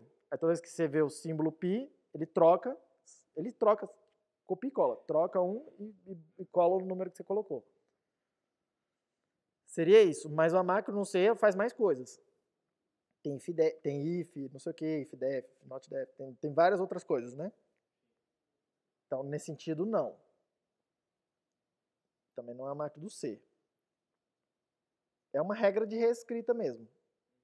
Porque o que vai acontecer? O GHC, ele, em particular, na hora que ele interpreta e compila seu código, uma das primeiras etapas que ele vai fazer, ele vai tipar, primeira coisa. Ele manda para o type checker. Mas logo no começo do pipeline também, uma coisa que ele vai fazer é um que ele chama de renamer. Ele passa no módulo que é o renamer. E esse renamer, em princípio, a ideia dele é ir tirando os synthetic sugars, né? É ir reescrevendo seu código sem, por exemplo, ele reescreve do notation. Ele vai identificando essas variáveis que você vai fazendo shadowing. Shadowing é você entrar sobrescrever uma variável num escopo interno. Sabe? Quando você tem um escopo que tem um x, e você cria um outro escopo, por exemplo, com let, que tem um x lá dentro também. Ele vai resolver essas paradas dando nomes diferentes para esses x's, por exemplo. Isso é uma das coisas que ele vai fazer. Ele faz um monte de coisa lá dentro. Tá? Esse renamer, ele vai resolver parte das type classes. Né? Quando você chama uma função de uma type class, ele precisa falar assim, tá bom, mas qual função é essa? Específica. Aí ele vai, em parte, fazer isso. Ele não resolve totalmente, tá? Porque as type classes é bem... Cara, é muito interessante como é implementado. Tá? O que ele vai fazer? Se você está usando alguma coisa, uma função que tem uma constraint daquela de type class, o que ele faz? Ele cria um argumento a mais na sua função, no começo, um primeiro argumento a mais, que você não colocou, que vai receber um dicionário que direciona para você, dado um determinado tipo, qual é a função. Ele tem esses links entre os tipos e as funções específicas da implementação do type class. Aí ele passa isso para a tua função. O renamer faz essa primeira parte aí. Ele não resolve totalmente, mas ele resolve aqui eu preciso tirar a constraint, preciso botar o argumento que vai vir no dicionário. Para depois a função conseguir achar, localizar cadê a instância da função que você está procurando. O mais, o fmap, por exemplo. Tá? Ele vai fazer isso. E, entre outras coisas, ele faz também essas reescritas que você diz no seu código. Você pode falar para ele, se você encontrar esse padrão, substitui por esse aqui, ó. Troca esse pedaço de código por esse. Aí você pode fazer uma regra que fala reverse de reverse é reverse de x é x. E pedir para ele reescrever para você. Aí, só que isso aí é uma parada tipo um hacking, né, já, né? A gente usa isso bastante em biblioteca para fazer otimização. E a gente usa essas regras de reescrita fortemente com esses folds, tá? Por quê? Uma coisa que eu queria mostrar para vocês. Eu acho que eu vou fazer. É bem matemático, mas o que vai acontecer? Tem vários teoremas envolvendo dobraduras. Não gostei desse barulho, não.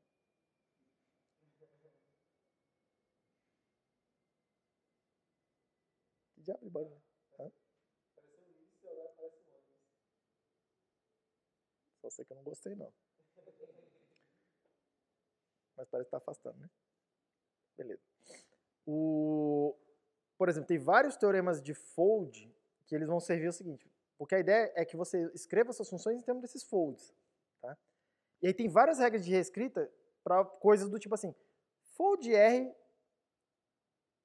composto com outro fold R, por exemplo. Seria percorrer uma estrutura duas vezes, né? Fold, aí percorre a estrutura, faz uma coisa. Depois outro fold, percorre a estrutura de novo. Uma outra estrutura de novo. Tá? Ou fmap com fold. Fmap percorre a estrutura, fold percorre a estrutura. Aí tem vários teoremas que vão permitindo a gente reescrever em termos de só uma travessia. Sacou? Isso aí a gente chama de teoremas de fusão. Fusão de fold, né? Fusão de dobradores e tal. Tem vários teoremas de fusão. Aí esses teoremas, como é que eles são usados na prática? Tipo, eu vou mostrar para vocês, no final, porque é muito interessante. Eu vou mostrar manualmente como é que você vou provar. Isso aqui é igual aquilo, isso aqui é igual aquilo. E você vai ver.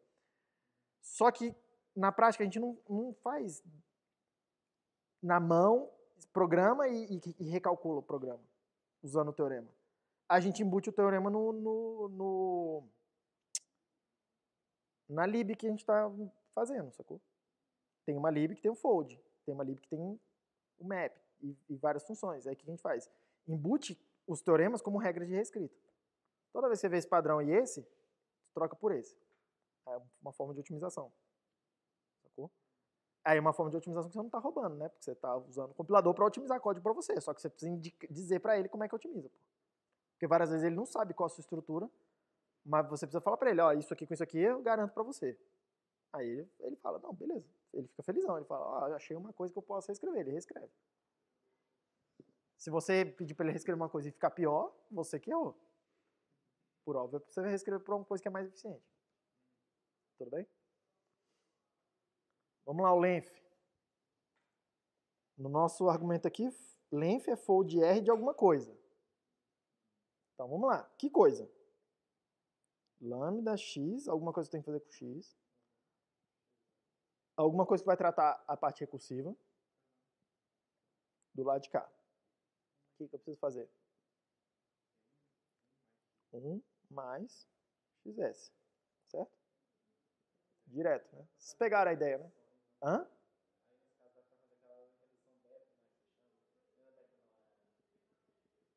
Mas vamos deixar assim. O que seria melhor é botar um wildcard aqui, porque eu não estou usando x, né? Não, nem dá nome para ele, só botar o tracinho lá embaixo.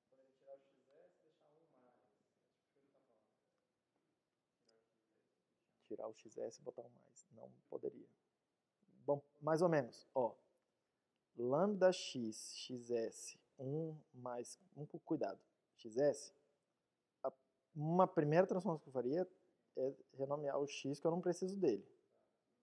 1 mais xs. Beleza? Aí, o que você está querendo fazer é redução beta, né? Perdão, redução beta não, redução eta. Que é, ó, o último argumento está aqui, também está aqui. Na ponta, né? Aí você quer eliminar. Aí tem que tomar muito cuidado com isso. Tá? Porque se eu escrever lambda qualquer coisa e, bum, 1 mais, aí isso aqui não vai tipar. Não vai. Hã?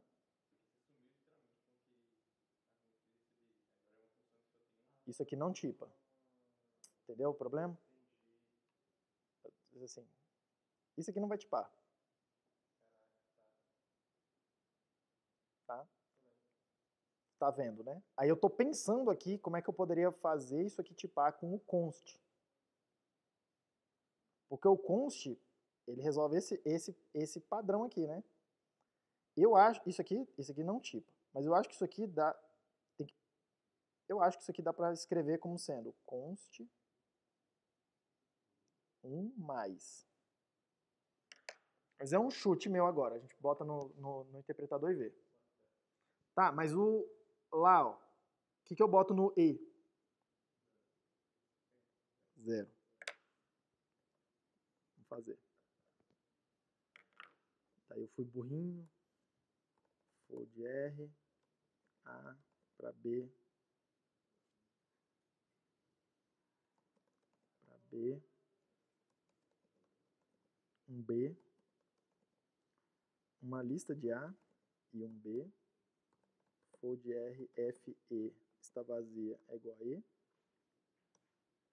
Fold R, F, E, X, XS é igual a F de X, fold R, F, E, XS.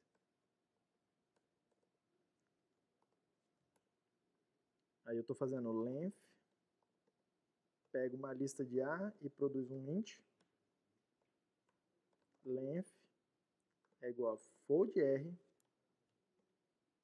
uma coisa com 0. Do lado de, aqui tem lambda, nada, xs, 1 mais xs. Certo?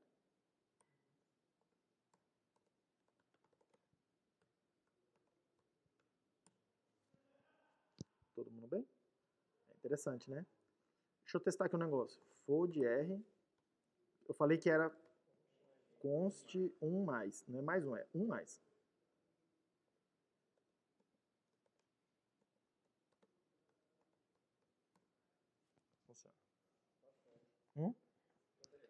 Mas do jeito que a gente...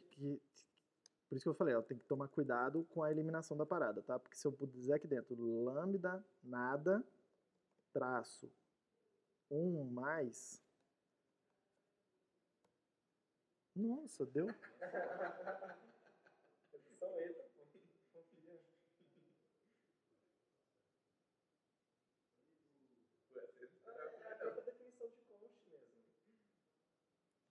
Mas essa eu não esperava, eu acho que ele me trollou.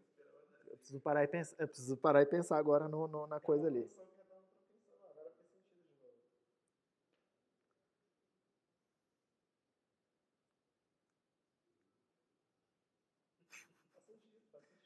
Tá, calma, faz sentido. Por quê? Porque eu tô... Ó, o lambda recebe um azinho, vai jogar fora o azinho e produzir uma função de... Não, de int para int. Porque aquele 1 mais é uma função de int, que recebe um int e produz um int. Int para int. Certo?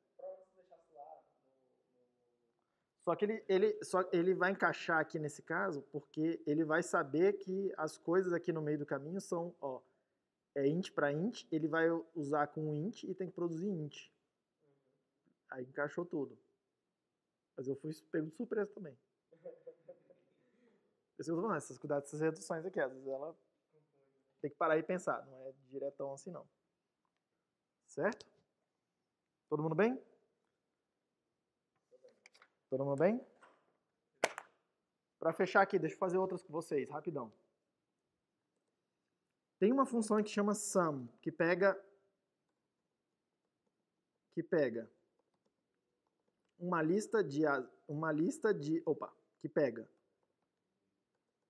num azinho, que pega uma lista de números e produz um número. E a ideia é que ele vai pegar e somar todos os elementos que estão ali dentro. Eu quero fazer com fold. Qual é a f? Qual é a função? Qual é o e que entra aqui? Soma. E aqui?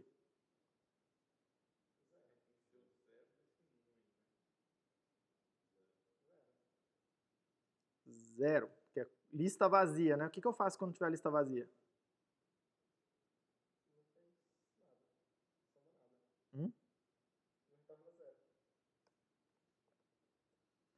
Repare que nesse caso fica meio estranho você falar assim, porra, a lista vazia, na verdade eu não tenho que somar, não é zero a soma de nada. Soma de nada é nada. Não é meio dar um mind bending? Na aula que vem eu vou reescrever esse fold do jeito que está aqui e abrir ele e mostrar para vocês uma outra intuição sobre o que ele está fazendo. Aí vai ficar mais claro que tem que ser esse zero. Tá? Porque por enquanto a gente só está pensando, o que é o caso da lista vazia, né? Mas eu na aula que vem eu vou abrir o fold de outra maneira, vou fazer essa reescrita aqui, tipo, vamos calcular um caso aqui, blá, blá, blá, com um fold explicitamente. E aí a gente vai ver que o que o fold faz? Ele substitui os cons da lista pela função f.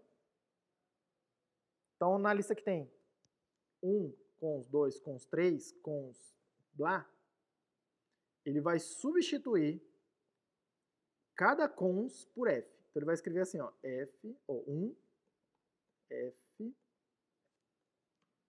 2, f, 3, f. Vai substituir cada cons pela f que você dá.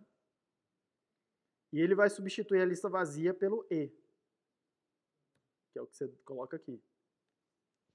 Tranquilo? Eu vou mostrar isso para vocês. Vou abrir e vou calcular passo a passo. Por enquanto, só estou falando que é isso. Eu estou afirmando uma questão de fé. Né? Eu vou calcular isso com vocês. Se a minha f é mais, eu estou fazendo 1 mais 2 mais 3 mais o e. 1 mais 2 mais 3 mais e. O que tem que entrar no lugar desse e para a soma ficar correta? Tem que entrar o zero, né? Tá vendo? Beleza? Então, isso aqui tem que ser zero. Olha lá, soma de 1 até 5. Quanto é que dá isso? Dá 6 mais 6 mais 3. 15? Dá 15. Não, dá 15, é isso aí. Eu fui somando das pontas, né? Mas aí você separa aqui a parada. Eu peguei um caso que te quebra um pouco as pernas. Hã? Isso, Enfim. Todo mundo bem? Vamos outra aqui. Rapidão, rapidão. Product, que pega uma lista de números e produz um número. E a ideia é que ele vai fazer o produtório. Você concorda comigo que o sum é aquele sigma grande da matemática, né? Essa função aí é sigma grande da matemática. Tipo, traduzido em uma função aqui. Esse aqui é o pi grande da matemática, né? Produtório. Multiplica tudo. Product é fold R de alguma coisa contra coisa. O que eu boto aqui? O que eu boto aqui? 1. Funciona. Product de 1 até 5 é 5 fatorial, né? Que é 120. É que eu só sei decorado. Pergunta outro pra mim. Você vê se eu sei. Mais um. Tem uma função aí, end, que faria muito sentido. Só estou fazendo funções que fariam sentido a gente já fazer uma lib com elas, tá? End que pega uma lista de bool e me dá um bool. E a ideia é que ele vai fazer o end de todos os elementos. Como se fosse o end de mil entradas que você vê lá em cima de tais, né? Tá? Que a gente faz, né? End é fold R. O que eu boto aqui? End. E o que eu boto aqui?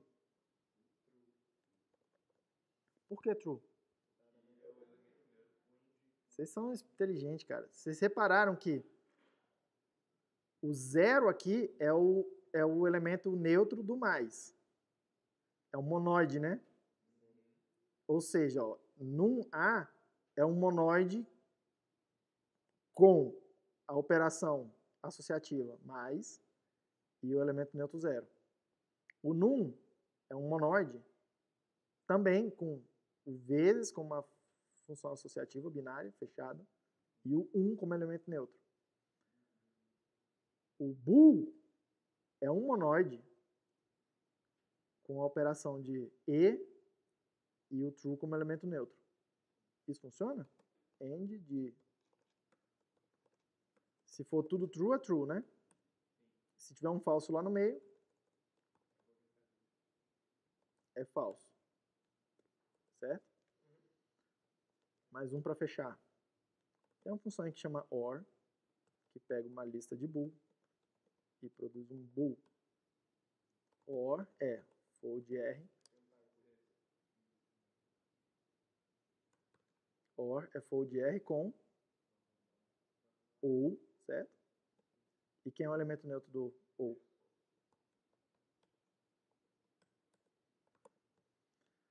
OR, se tiver um true lá dentro, é true. Se só tiver falso, é falso.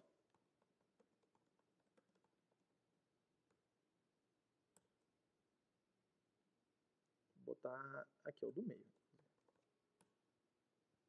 Se tiver mais de um aqui. Todo mundo bem? Todo mundo bem?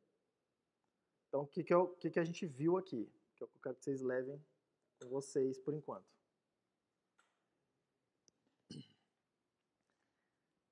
A ideia básica do fold, de folding, de fazer a dobradura, é essa ideia de percorrer uma estrutura, não precisa ser lista. Eu estou usando lista como exemplo, mas a generalização, vocês viram lá, vai ser fold T, vai ser um tipo T, que é o foldable, e esse T é a estrutura que eu sei percorrer. Mas a ideia é que eu tenho uma estrutura que tem vários dados lá dentro. E o que é dobrar a estrutura? É percorrer toda a estrutura, vou inspecionar todos os dados, e no fim eu vou produzir um sumário dela, um dado que sumariza ela. Uma informação, um hash. Qualquer que seja essa coisa. Não precisa ser um hash criptográfico, um hash. Beleza? Eu mostrei aqui para vocês um padrão de folding, que é esse padrão recursivo, que eu chamei de fold R. Tranquilo? E recursivo nesse sentido aqui, ó, que vai acontecer uma expansão, um processo que vai expandir a quantidade de computação que tem que acontecer. Enquanto ela percorre a estrutura, ela vai aumentando essa quantidade de computação que tem que acontecer. E ela vai deixando um monte de coisa pendurada lá. Na hora que ela termina de percorrer a estrutura, ela vai voltando e consumindo, tipo, vamos chamar assim, como é que eu posso dizer? Vai finalizando, né, as computações. Cara, tipo, tava na ponta da língua aqui a palavra que eu queria usar, mas enfim. Ela vai finalizando. Ela vai resolvendo as computações que ela foi deixando pendente. Resolvendo. Não, ela vai resolvendo depois que ela termina de percorrer a estrutura. Tá? Enquanto ela está percorrendo, ela vai acumulando coisas. Eu não quero usar essa palavra acumular, porque para transformar o processo recursivo num processo iterativo, eu vou usar um acumulador. Então, não quero usar essa palavra aqui. Entendeu? Eu vou dizer que ela vai pendurando mais computação, ela vai criando mais computação que precisa ser resolvida em algum momento, computações intermediárias, enquanto ela está percorrendo a lista, enquanto ela está percorrendo a estrutura. Na hora que ela terminar de ver todos os dados da estrutura, ela volta resolvendo essas computações que ela foi deixando pendentes. Isso que eu estou chamando de processo recursivo. Beleza? Já dei uma olhada. Ó o que eu acabei de falar e o que você está vendo aqui. Se a lista for uma lista infinita, o que vai acontecer com o fold R?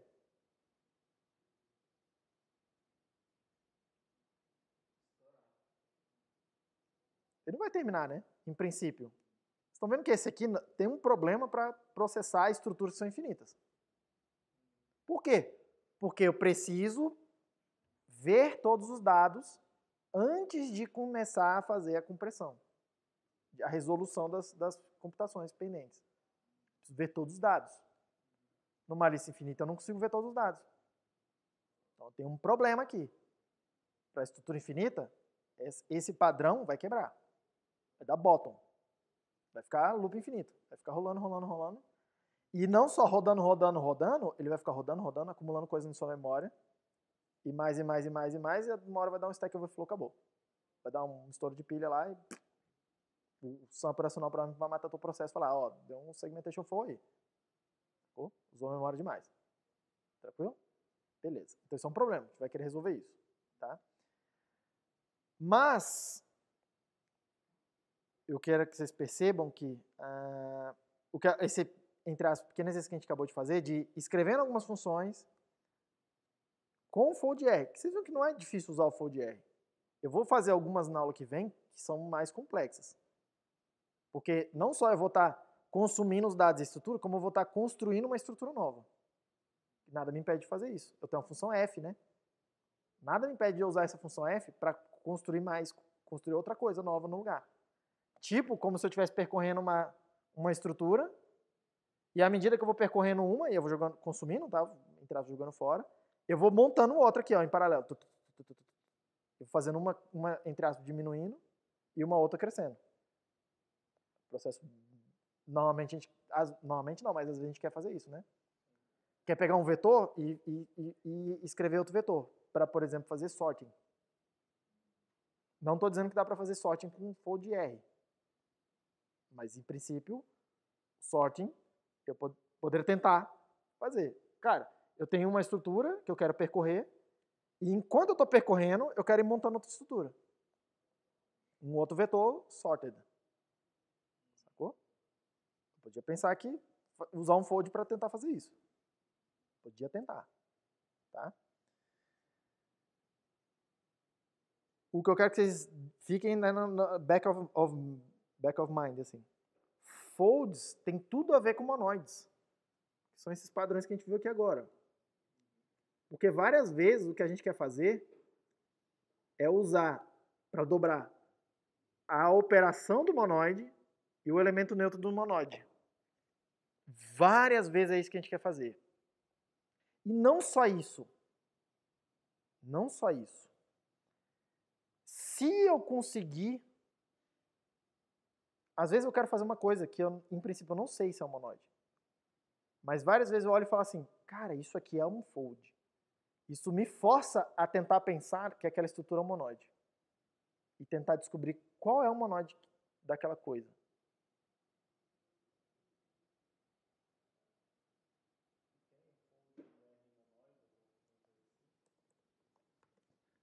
Vamos abrir um pouco da caixa preta. Mas é o que eu vou ler com vocês na aula que vem, essas assinaturas, essas funções com mais detalhes. Mas a classe Foldable, que está generalizando essa ideia de dobraduras que a gente viu aqui hoje, ela é uma classe grande, ela tem muitas funções, tá vendo? A primeira função dela aqui é uma função que é só fold. E o que ela faz? Ela pega uma estrutura de monoides e sumariza no monoide, na tora. O que esse cara está fazendo? Ele está fazendo o fold R aqui que a gente faz. Então, assim, eu não sei dizer se é o fold R ou L, alguns dos folds. Mas qual é a F que ele passa? A função do monoide. Você já sabe que é o monoide, você sabe que tem uma F que é a função do monoide. Passa a função do monoide naquela F nossa. E no E, o que ele está usando? O elemento neutro do monoide. Aí sobrou só, entre aspas, lista de Azinho e produzindo um Azinho. Tá vendo a ideia? O fold R está aqui, ó. Com a exata assinatura que a gente fez. Só que substituindo lista de A pela estrutura de A.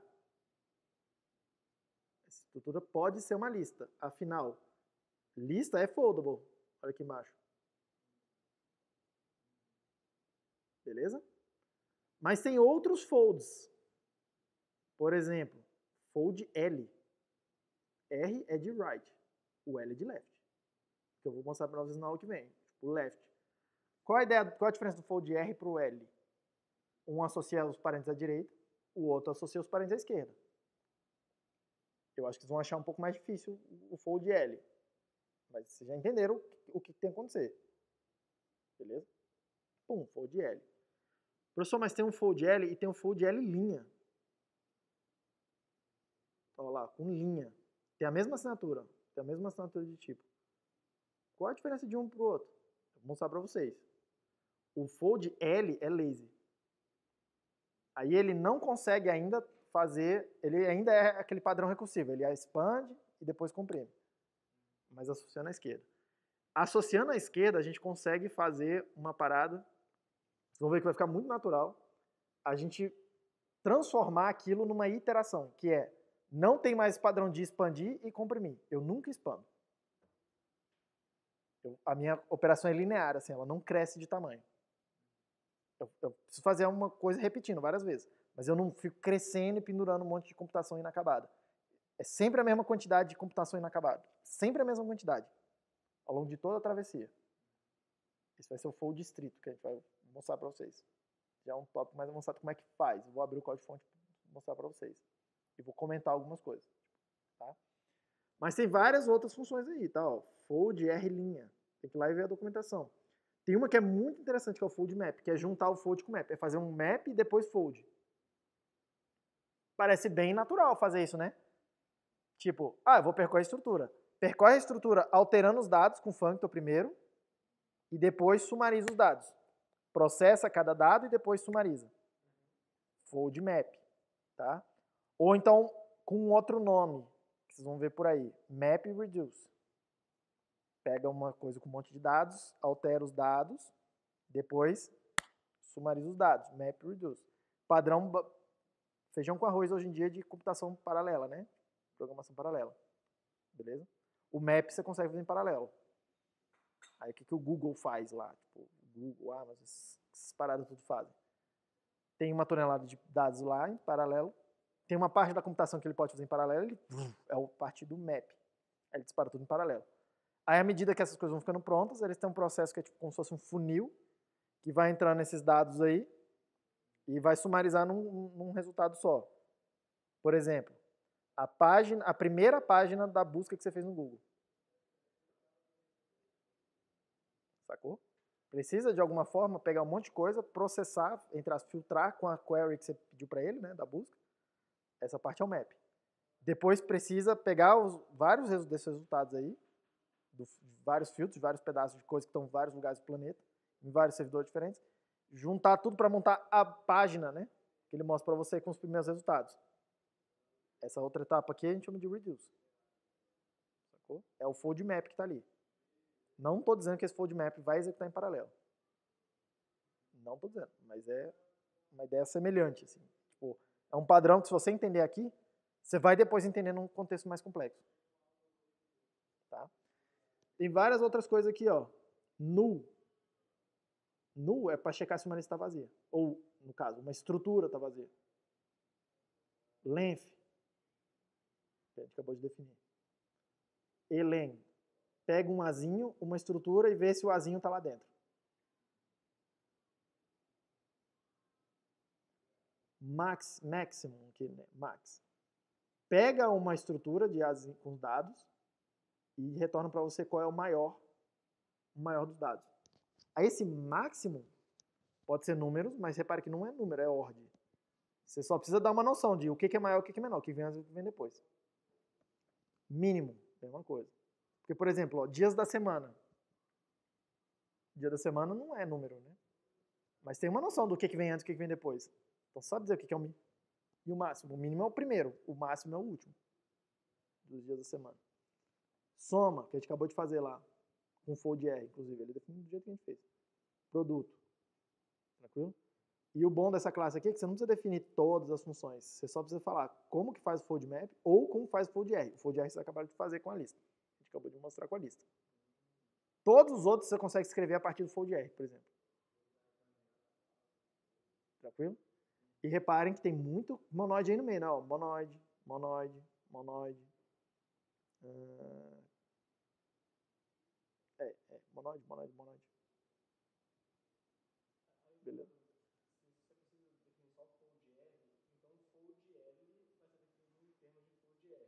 Pode ser definido em termos do fold R. Tem um teorema que mostra como é que faz. Como é que substitui um pelo outro.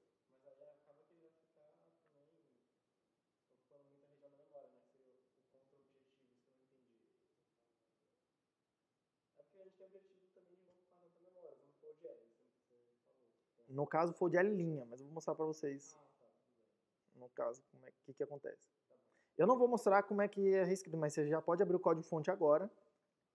Lá no GHC, tipo, vai lá no Hacked, data.foldable, abre lá e abre o código-fonte. Você consegue ver como é que é implementado. Porque você não precisa ver como é que é a instância, você precisa ver como é que é a classe.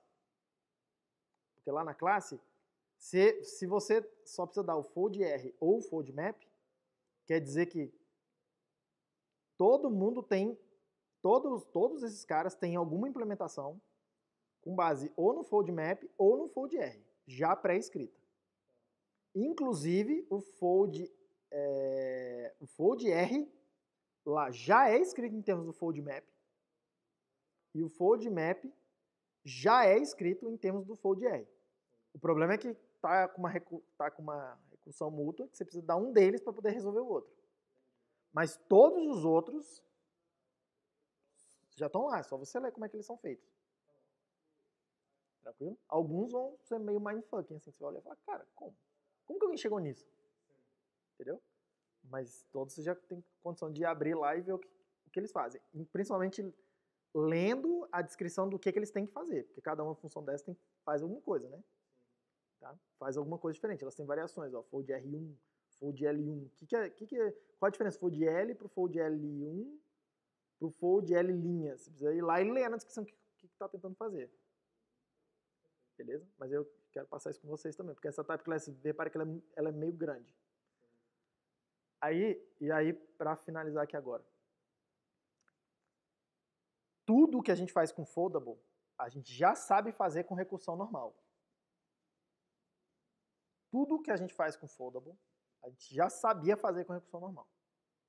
Você não precisa do foldable para escrever código Haskell.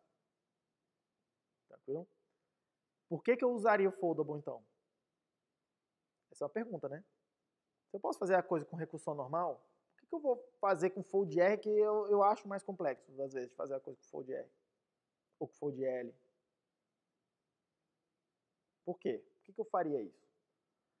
Porque na lib aqui, essas funções aqui, tem várias regras de reescrita pré-determinadas lá. Várias regras de fusão, de reescrita, que vão fazer a otimização do seu código para você, se você usar essas funções da classe. Se você fizer recursão simples, o Haskell não vai saber otimizar, ele vai saber algumas otimizações de recursão. Mas ele não vai saber muita coisa. Se você usar aqui, tem uma tonelada de regras de reescrita e de fusão, e algumas das quais são teoremas que eu vou mostrar para vocês. Alguns, pra vocês sacarem mais ou menos a natureza deles. Tá? Mas tem muitos teoremas de reescrita e de fusão que são ativados quando você escreve o seu código usando o fold-L, porque eles são ativados sintaticamente. O GHC ele não é tão esperto assim do tipo, esse padrão que o cara escreveu recursivo aqui é o fold-R. Ele não consegue ver isso. Mas se você escrever fold-R pá, F alguma coisa, aí ele vai olhar e falar, fold-R com isso e com aquilo, eu sei o que fazer. Entendeu? Aí ele ativa a coisa. Então a sintaxe importa, porque o compilador faz análise sintática, né? A maior parte das coisas que ele faz é análise sintática. Tranquilo? A análise semântica é bem limitado, né? Assim, não é... É difícil de identificar essas coisas. Tá? Do tipo assim, te dei duas equações e ele perceber que é igual uma outra coisa que está na biblioteca, por exemplo. Porra, é difícil de escrever isso mecanicamente aqui. Todo mundo bem? Então é isso que a gente vai fazer na aula que vem. Lembra, não tem aula na quinta, virou feriado. Então vocês ganharam mais um feriado. Tá? Não tem aula na quinta. Então a gente vai fazer na aula que vem. E aí, a partir daqui do foldable, eu vou introduzir a ideia do traversable. Porque pensa só, traversable tem a ver com atravessar. Traverse. Tá? Na minha cabeça, o traversable eu já vou explicar isso com certeza. Mas na minha cabeça, o traversable é uma expansão do foldable, só que com efeitos. Repare que aqui não tem efeitos, né? Não tem nada a ver com functor, não tem nada a ver com monoide, com mônada, não tem nada a ver com o aplicativo. Não aparece isso aqui. Só com monoide. O traversable vai ser para eu atravessar coisas com efeitos. Produzindo efeitos no meio do caminho. Tranquilo? Aí algumas coisas têm a ver com acumular esse efeito, que aí teria a ver com uma dobradura. Tem outras coisas que têm a ver com produzir o efeito sem modificar isso, sem bagunça. Mas todos eles têm a ver com atravessar alguma coisa, a estrutura, produzindo efeitos. Vocês vão ver que vai aparecer lá, foldable e misturar com um aplicativo, com monada, no traversable. Tranquilo? Mas é botar mais um level, né? Juntar a coisa agora com efeitos. Tá? E aí, fechando isso, basicamente a gente viu todas as type classes interessantes. Aliás, basicamente viu tudo de Haskell, assim. Isso é coisa bem avançada, até para vários cursos aí isso é considerado avançado, o que a gente viu aqui. Por conta desse feriado, o que eu acho que não vai dar tempo de eu fazer direito é a ideia de monad transformers. Tá? Juntar mônadas. Tudo bem? Mas não é difícil vocês pegarem agora os livros e estudar como é que é o monad transformer e inclusive começar a usar e entender a parada. Já entendeu a coisa acho que mais complicada. Tá? Beleza? E foque no projeto final. Tranquilo? Bom descanso, bom feriado, até semana que vem.